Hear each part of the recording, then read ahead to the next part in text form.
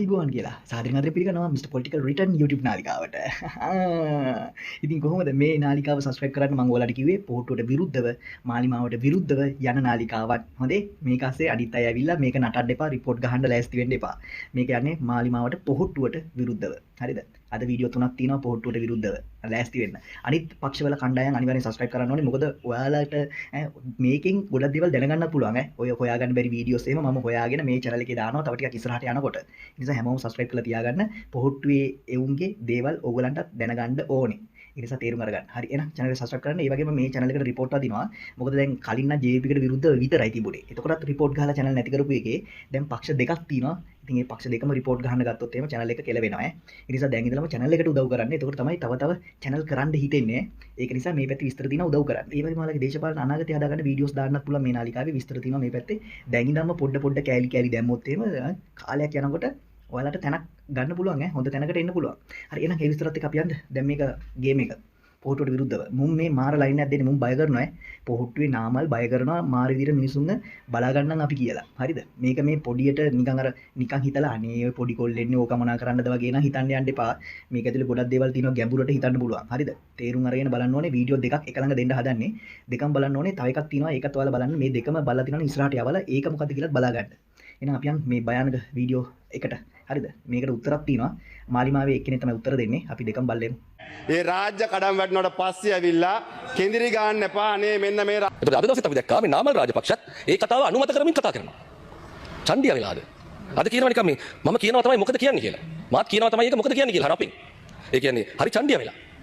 පොලිස්පතිතුමා පාරේ මරන්න කතාව. මිදුල පුරව ගන්න සෙනග පුරව ගන්න බැරසීමක. අර මිදුලේ සෙනග ටික දාලා සාලිය තුලින් රැසීමල කතා කරන්නේ. 50 100ක් වට කරගෙන. රටේ මිනිස්සුන්ට තියෙන අනුමැතිය ඒක. හැබැයි පොලිස්පතිතුමා පාරේ ගහලා මරන තැනට තමයි මේගොල්ලෝ සිහින දකින්නේ. ඒ නිසා මේක මේගොල්ලන්ගේ මේ ආකල්පය, මේ අශිෂ්ටත්වය, මේ කැතකම, මේ සමාජ විරෝධීකම මේක අපි හොඳට සලකුණු කරලා යන්න ඕනේ. මේ නිකන් වචන නෙමෙයි. ඒ වගේම මේ මොකද්ද නාමල් රාජපක්ෂ මන්ත්‍රීතුමා කියනවා ආණ්ඩුවේ අතකොළුවක් විදියට පොලිසිය හැසිරෙනවා. මේ දේශපාලඥයෝ දෙන්න ලනු කන්න එපා කියලා පොලිස්පතිතුමාට කියනවා. අංක 1 මුලස්රට මන්ත්‍රීතුමනි. මේ ගත වෙච්ච අවුරුදු දෙක තුල මේ රටේ ඇමතිවරු, മന്ത്രിවරු මේ ආණ්ඩුවේ කී දෙනෙක් නීතිය රැහැනේ මුදවලා තියෙනවද? පොලිසිය මැදිහත් කරලා එහෙම සිද්ධි මොනවද වෙලා තියෙන්නේ? එතකොට අපි දන්නා මීට කලින් කොහොමද වුනේ කියලා. පොලිස්පතිවරයාට දේශපාලනයේ මොකද්ද මේ අතකොළුවක් එන්න බෑ පොලිස්පති. මෙයාගේ මේ නාමල් රාජපක්ෂ මන්ත්‍රීතුමාගේ වෙඩින් එකේ බිල ගෙවපු සරන් නිශාන්ත. පොලිස්පතිගේ කරයක් දාගෙන කියලා මිනිස්සුන්ට කන්නේ. මේගොල්ලෝ දන්න ක්‍රම මේක. එතකොට ඒගොල්ලොන්ට ඒකයි මේ දැන් තියෙන රටේ වෙනසයි තේරෙන්නේ නැද්ද එතකොට? එතකොට මේ ඊටාම අභූත චෝදනා සහ මේ හරියට තමන්ගේ රාජකාරිය කරන නිලධාරීන්ට මේගොල්ලෝ මේ බිය ගැන්වීම තර්ජනය කිරීම මරණ තර්ජන කරන්නේ. මේක සුබෙන්ත ගන්න හොඳ නැහැ. ඒ නිසා මේක මේ තව කියනවා මොකද්ද? අපි අන්තිම හරිය මන් දෙක කියනවා මේ අපි ඔයාලා වගේ පස්සේ දොරෙන් දුවනයි නෙමෙයි කියලා කිව්වා. ඒ කියන්නේ දැන් මීට අවුරුදු දෙකකට කලින් මතක් කරලා බලන්නකෝ කවුද මේ කියන්නේ නාමල් රාජපක්ෂ. පස්සේ දොරෙන් නෙවෙයි මේ මං හිතන්නේ දොරවල් හොයාගන්නත් බැරි වුණා. ගිහිල්ලා මේ මිනිස්සු මේ රට කරපු අපරාධය වෙනුවෙන් ඉන්න තැන් වට කරද්දි අන්තිමට ගියේ කොහෙන්ද කියලා දන්නේ අන්තිමට හිටපු තැන අපි දැක්කලා ත්‍රිකුණාමලේ කෙළවරේ දූපතක හැංගිලා හිටියේ අන්තිමට. දූපතක හැංගිලා මුහුද මැද. එහෙමයි පැනලා ගියේ. දැන් ඇවිල්ලා ඡන්දි කතා කරන පස්සේ දොරෙන් පැනලා යන්නේ නැහැ කියලා. මේගොල්ලෝට අමතකයි මේගොල්ලෝ පැනලා ගියපු මිනිස්සු. එළවපු මිනිස්සු. පැනලා ගිහිල්ලා නැට් එල්ලිලා යන්තම් මේ දිස්ත්‍රික්ක 25 කැලි ටිකක් එකතු කරගෙන පාර්ලිමේන්තුවට ආවේ. දැන් ඇවිල්ලා ඡන්දිය වෙලා. එතකොට මේ මොකද්ද තව කියනවා මේ ඔයාලා දන්නවනේ අපේ ගැන කියලා පොඩි තර්ජනයකුත් කරා. ඔයාලා දන්නවනේ අපේ හැටි වගේ එකක් කිව්වා. අපි දන්නවා. දැන් මොකද්ද මේක අපි කියන්නේ මේ රාජපක්ෂ අපි කියන රාජපක්ෂලා ගැන කියන නැත්තේ. මේක සාපේ තුනේ අපි දන්නවා අපි මේ මුළු ලෝකෙම දන්නවා මේක ලංකාවේ මේ ලෝකේ තියෙන ඉතාම විශේෂිත පවුලක්. ඒ කියන්නේ දැන් නාමල් රාජපක්ෂ මන්ත්‍රීතුමා ගැව්වොත් ගත්තොත් එයාට නඩු. තාත්තට නඩු. අම්මට නඩු. ලොකු මල්ලිට නඩු. පොඩි මල්ලිට නඩු. ලොකු තාත්තට නඩු. ලොකු තාත්තගේ ලොකු පුතාට නඩු. ලොකු තාත්තගේ පොඩි පුතාට නඩු. බාප්පට නඩු. මාම කෙනෙකුටත් නඩු මං හිතන්නේ. මුළු පරම්පරාවම නඩු. මේක මේ ලෝක ඉස්කෝලවල උගන්වන්න ඕනේ මේ පවුල ගැන. ඒ කියන්නේ කවදාවත් තමන්ගේ පවුල මේ තත්ත්වයට පත් කරගන්න එපා පුතේ දුවේ කියලා. එහෙම පවුල ආච්චිට නඩු. දන්නවනේ අපි කෙනෙක් කියලා අපෙන් අහන්නේ. දන්නවා අපි මේ මුළු ලෝකෙම දන්නවා. ඒ කියන්නේ මේ වගේ පවුලක මුළු ලෝකෙම දන්නවා. මොකද හොම් පවුල නෑ අඩුතරමේ. එක දරුවෙක් හරි බේරලා ඉන්න නැත්නම් එක දෙමව්පියෙක් හරි බේරලා ඉන්නවා. ඕක කරන්න එපා කියන එකක් ඉන්නවා පවුලක සාමාන්‍යයෙන්. එහෙම නෑනේ. ඔක්කොම කරලා.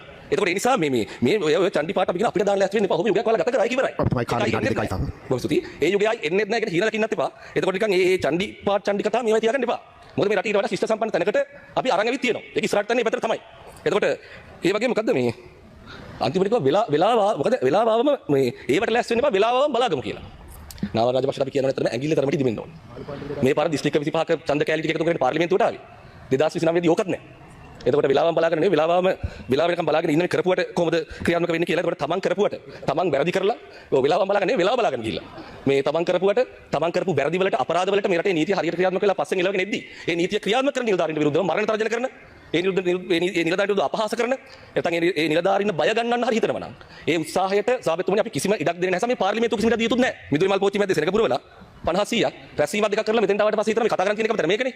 වෙන කවුරුත් මේ අහන තැන මේ රටේ නැහැ නේ. ඒතකොට මෙතෙන්ට ආවට පස්සේ චණ්ඩිය වෙලා හතර රටේ නිලධාරීන්ට ඔක්කොටම කතාව පේනවනේ මේවා මේ එහෙන භයානක ලයින් එකක් ඈ උඹලා හිතුවට මේක නිකන් මූ ආතල්ලකට කියනවා ඇති කියලා නාමල්ගේ වචනවල තියෙන ගැඹුර හොයාගෙන යනකොට එහෙම මුන් මේ තර්ජනයක් කරන්නේ බලාගෙන අපි මෙහෙම කරන්නම් වරෙන්කෝ හිටහන්කෝ අපි වෙලා වෙනකන් දෙන්නම් ගේම් එක මේක ලොකු ගැඹුරෙන් හිතන්න ඕන දේවල් ඒ වගේම මේ අර කිව්ව කතාව ඇත්ත මිනිස්සු 100 200ක් හොයාගන්න බැරි කතාව මම මේ පෝස්ට් එක දැක්කත් එක්ක මගේ පෝස්ට් එක සේව් කරගත්තා හරියද කවුද එකෙක් දාලා තිනා මචං ඌගේ මේ පැත්තට මිනිස්සු 100ක් අනිවාර්යෙන් හොයාගෙන තියාගන්න ඕනෙලු කොට්ටාස රැස්වීමකට හරිද මිනිස්සු 100ක් ඉන්න ඕනෙලු මම ඒකට මිනිස්සු 200ක් හොයාගෙන ආවලු ඌ ඒක දාලා සතුටු වෙලා තියෙනවා මට මේ පෝස්ට් එක මට කවුද කියලාත් මට මතකයි මට මේ පෝස්ට් එක මම හොයාගෙන ගියා පහලට හොයාගන්න බැරි වුණා ඒක මම හිතා ඩිලීට් කරලා දන්නේ නැහැ ඌ දැක්කොත් එහෙම අනිවාර්යෙන් මේක මේ ළඟදී මාසයක් ඇතුළත වෙච්ච දෙයක් ඌට 100ක් හොයාගන්න කිව්වලු ඌ 200ක් හොයාගෙන ඇවිල්ලාලු 100ක් හොයාගන්න කියලා පක්ෂයෙන් කියනවලු අනිවාර්යෙන් 100ක් ඕනේ කියලා 50 100ක් අතර මිනිස්සු ඕනේ කියලා පක්ෂයෙන් කියනවලු එහෙම කිව්වට පස්සේ මු කොහොම හරි 200ක් හොයාගෙන ඒකෙදි ඊට පස්සේ නාමල් එහෙම මම ගොඩක් ආඩම් කියන්නේ මේ වුණාලු නිකන් හිතා ගන්න බැරි වුණාලු 200ක් එහෙම හොයාගෙන එනකොට අනේ අකෝල ඇජ්ජාවේ බෑනේ බං 100ක් අනිවාර්යෙන් කරාම 200ක් වගේ කොහොම හරි හොයාගෙන ආවලු අනිත් එක දැන් මේ මූට පිස්සු මූ නම් පිස්සෙක් අනිවාර්යෙන් මූ බලන්නේ හැම වෙලේම මචං මොකක් හරි නිවුස් එකක් හොයාගෙන මූට මං හිතන්නේ අනාගතේ පාර්ලිමේන්තුවට එන්නද දන්නේ නැහැ මූ නටනවා ගොඩක් මම ඒ දවස්වල මෙයාකට රැවටිලා හිටියා මූ මාර විදිහට රවට්ටනවා මූ කියන කතාව බලන්නකෝ ඉතින් අපි කතාව අහලෙමු කමෙන්ට් එක ගමු ඊට පස්සේ නාමල් රාජපක්ෂ අනාගත නායකත්වයට තමන්ගේ සුදුසුකම් පෙන්වමින් සිටින මේ මොහොත විනාශ කරන්න දේශපාලනිකව කවුරු හරි හදනවා නම් රොමීනියා රැකියාවේ විශ්වාසී සන්නාමය සහස්‍ර මහනුවර 13 අංකයට දැන්ම අමතන්න මේක තමයි අරගෙන ගියේ මේ නාමල් රාජපක්ෂ එක්ක මූ ඉන්න ඡායාරූපය මේ ස්වාමින් වහන්සේව මූට සමාන කරලා මේ ප්‍රචාරය අරගෙන ගියා. දැන් මේ සතියක් ඇති මේ වැඩේ කළා. මේක ඉවර වෙච්ච ගමන් තමයි මහා බන්ධනාගාර වැඩේ කරේ. ඒකට මෙතනින් නේ මීට කලින් ඒවා අපි කතා කරොත් අර කවුද පාතාලයකට මොකක් කරලා පුද්ගලෙක් ඝාතනය වුණා. ඒ ඝාතනය වෙච්ච පුද්ගලයා නාමල් රාජපක්ෂ එක්ක ඉන්නවා කියලා නාමල් රාජපක්ෂ මාතාත් එක්ක කටයුතු කරන තවත් පුද්ගලයෙකුගේ ඡායාරූපයක් මේ විදිහට අරගෙන ගියා. ඔහුත් අදාළ පොලිසිය වලට පැමිණිලි කරලා තියෙනවා. මේක තමයි තත්ත්වය. මේක මේ රටේ ජනතාව තේරුම් ගත යුතුයි. දැන් අපි අවුරුදු දෙකක් මේ සෙල්ලම කරා. අපි නිහඬව හිටියේ නෑ. අපි මේකට අවශ්‍ය ආකාරයට නීතිමය ක්‍රියාමාර්ග ගත්තා සහ ඒකෙන් අපි බලාපොරොත්තු තව කාරණාවක් තමයි ජනතාව දැනුවත් කරන එක. දැන් ඒකත් අපි කරලා තියෙන්නේ මේ සියල්ලටම එකම හේතුවයි තියෙන්නේ. ඒ හේතුව තමයි මේ වැඩ බැරි ආණ්ඩුව දන්නවා නාමල් රාජපක්ෂ මේක අතට ගන්නවා කියලා. ඔවුන් ඒකට බයයි. නාමල් රාජපක්ෂ කවදා හරි මේක අතට ගන්නවා. අරගෙන මේකට ලීඩර්ෂිප් එක දෙයි. ඒකට අපිට ඉඩ දියන්න බෑ. මොකක් හරි කරන්න ඕනේ කියලා. ඔය පිමුරු පත්තන ඇමතිවරු ගැන ඊයේ රෑ අද උදේ වෙනකොට අපිට අහන්න දකින්න දැක්ක. අපි දැක්ක තොරතුරු තියෙනවා. නිසා යන්නේ මේ පැත්තට.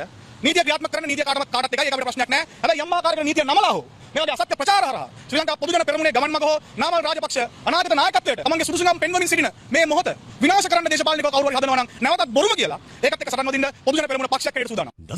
උඹලා වටන්න මොන බොරු කියන්නද බං අනිත් ඒ තමයි දැන් මුන්ගේ මේ තර්ජනාත්මක කටහඬවල් කොහොමද මුන් දැන් කෑ ගහලා කියන්නේ මොකද දැන් මුන් බැලුවා මචං හරියන්නේ නැහැ මුන් එක එක දේවල් කිව්වා කරා මුන්ට උඩට එන්නම බෑ බං පොහොට්ටුට උඩට එන්නම බෑ මම දැන් අවුරුදු 3ක් තිස්සේ මුන්ට කතා කරලා මුන් ගැන කොහෙද මං බොහොම අමාරුවෙන් මොකක් හරි කරලා ගානට පාලනය කරගත්තොත් කවුරු හරි එකෙක් කනවා කාපු ගමන් ආයි ඉතින් කෙල වෙලාම යනවා මුන්ට මචං ඒක නිසාම දැන් කේන්ති යනවා මුන්ට දැන් මල පැනලා තියෙන්නේ පේනද මුන් මේ කැමරාවට කතා කරන විදිය මේ පේනවනේ මුන්ට නිකන් අර මල පැනලා නිකන් හෙන ලයින් එකේ දැන් කෑ ගහන්නේ මුන් ඇයි බං මුන්ට තැනක් නැහැනේ මුන් බලන්නේ මචං හෙන මාන්නේ ඉතින් මුන් හිතන් ඉන්නවා 2029 මුන්ට ජනාධිපතිකම ගන්න පුළුවන් කියලා ඉතින් ඒක නිසා තමයි මේ මෙච්චර සද්දේ අනිත් ඒතර ජේ.පී කාර්යයන්ට කියන්න තියෙන මාලිමා කාර්යයන් උඹලා බය වෙන්න එපා උඹලා බය වෙන්න නම් එපා උඹලා බය වුණොත් ඉතින් වැඩක් නැහැ උඹලා මචං බය වෙලා වැඩේ කරගෙන යන්න බෑ උඹලා බය වෙලා හරි කමන්නේ කොහොම හරි වීඩියෝස් දාලා මුන් ගැන ඔක්කොම තොරතුරු එළියට ගන්න ඕනේ මුන්ට දැන් අර නිකන් අර මේ එහෙම මේ කහනේ උන් වගේ බං මුන් කෑ ගහනවා දැන් බයිනෝ නාමල් තර්ජනය කරනවා එහෙන් අර සාගරයා පොලිසිය මේ මෙහෙම කෑ ගහනවා එක එක තර්ජනය කරනවා මැරෙනවා අරකයි මේකයි පාරේ මැරෙන්න පුළුවන් කියලා කියන මුන් දැන් නිකන් අර පිස්සු හැදිච්ච උන් වගේ උඹලට මචං chance එකක් දෙන්නේ නැහැ ඒක මතක තියාගන්න අනිවාර්යයෙන් මචං UNP එකේ රනිල් මහත්තයව ගන්න ඕනේ එතනින් පස්සේ යන්න පිළිවෙල තියෙන්න ඕනේ ලස්සනට ඒ පැත්තේ උඹලට දැම්ම නෑ chance එකක් 2038 2038න් පස්සේ ගන්න chance එකක් බලා ගන්න ඒක තමයි කියන්න තියෙන්නේ හොඳද මහත්තයෝ නැත්නම් මුන් පිස්සු බල්ලෝ වගේ කෑ ගහනවා කුණුහරුප කියනවා බයිනවා දැන් මොනවා කියද්ද දන්නේ තව ඉස්සරහට යනකොට පේනවනේ දැන් කෑ ගන්න දාද්දේ මුන්ට බය වෙයි කියලා හිතන ඇතිනේ අයියෝ හරි එහෙනම් අද වැඩසටහන අවසන් කරනවා අපි ඊළඟ දවසේ හමු වෙනවා